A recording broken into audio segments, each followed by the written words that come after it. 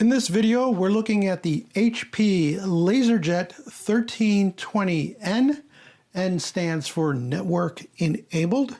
This unit I acquired back in 2012 when my employer downsized their space and they needed to get rid of machines.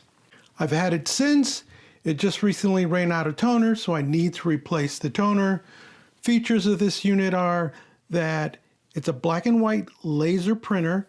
It's 1200 by 1200 DPI resolution.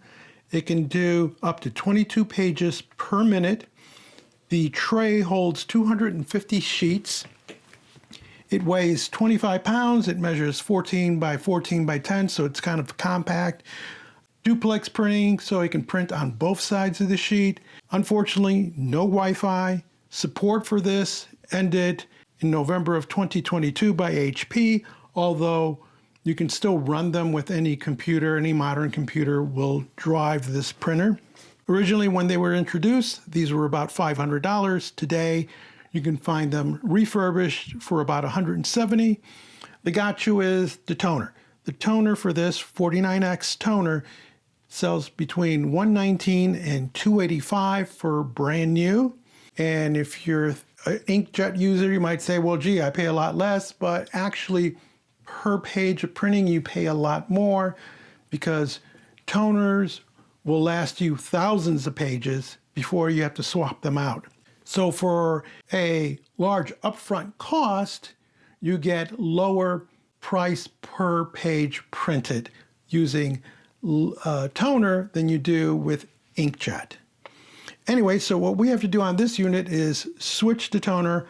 I paid $71 for my HP toner, and that's because the company that I purchased it from sells surplus toners. Those are toners that are bought from companies like the one that I got the printer from that just has too much toner in inventory that they're not going to use because maybe they switched out their printers, and so they sell them back to third-party vendors who then sell them to consumers at a much lower price. So it has HP labeling on it. It's very well protected for shipping. That price included the shipping. And so let me figure out how to get this thing open, and then we will show you how to install this toner.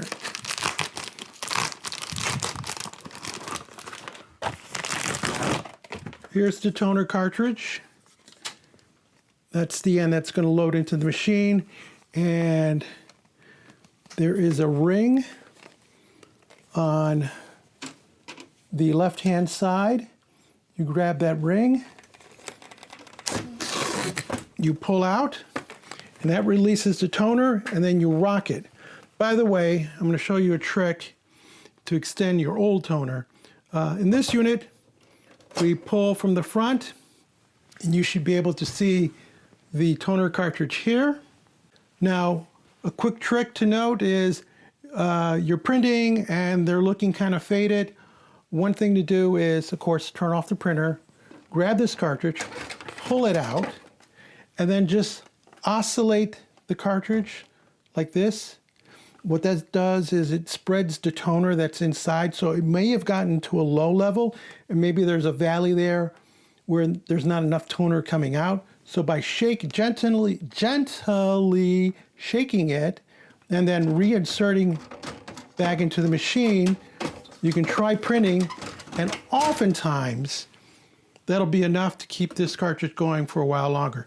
We've exceeded that, so we simply grab the center of it, pull straight out, and if you see any crud or dirt in there, you may want to clean that out.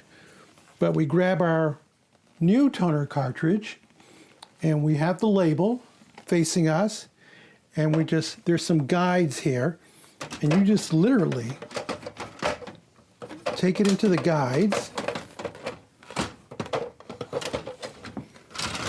push it all the way in, and that's it. You close your door, and now you're ready to print. After turning on the printer, we ask it to print a page.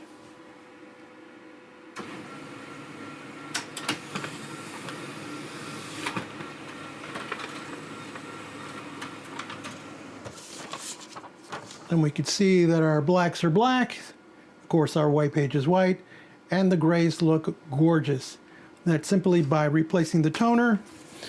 What do you do with the old cartridge? Well, actually, most companies will take them back.